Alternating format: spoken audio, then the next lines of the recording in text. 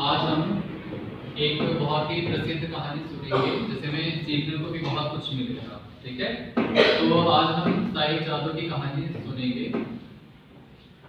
गुरु गोविंद सिंह जी थे और उनके दो बेटे थे जिनका नाम था, एक 9 साल के थे जिनका नाम था बाबा जारोवर सिंह, और जो दूसरे जो पुत्र थे गुरु गोविंद सिंह जी के, वो 6 साल के थे और उनका नाम क्या था, बाबा फतेह सिंह।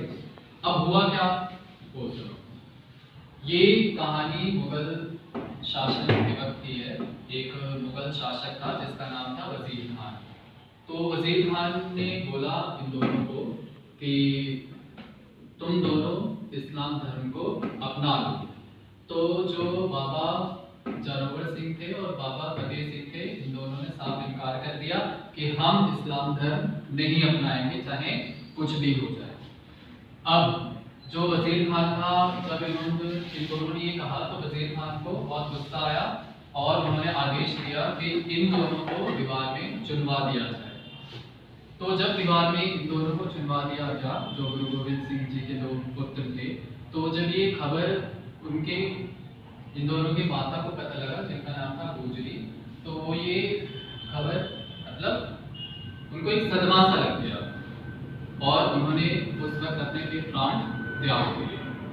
अब इस कहानी से हमें ये सीखने को मिलता है कि जो बलिदान है, वीरता है, ठीक है, जो अच्छे कर्म पे, अच्छे कामों पे जो बलिदान दिया जाता है वो किसी उम्र की मोहताज नहीं होती। अगर हम बात करें उन दोनों पुत्र की, जो गोविंद सिंह जी के दो पुत्र थे, उनके उम्र कितनी कम थी, एक 9 साल और एक 6 साल। आत्मनिर्भर भारत का मतलब है स्वयं निर्भर भारत, जो अपनी जरूरतों के लिए दूसरों पर निर्भर ना होकर खुद पर निर्भर है। आत्मनिर्भर भारत की शुरुआत कोविड-19 के दौरान हुई थी। वोकल फॉर लोकल, जिसमें स्थानीय उत्पाद और व्यवस्थाओं को प्रोत्साहन मिलेगा। इसमें डिजिटल उपकरणों का उपयोग करने में बढ़ावा दिया गया।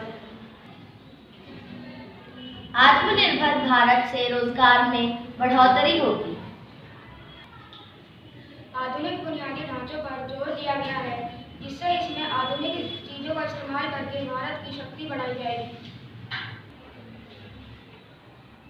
आत्मनिर्भर भारत से हमारा भारत देश महान और कुछ कोटि स्तर प्राप्त करेगा।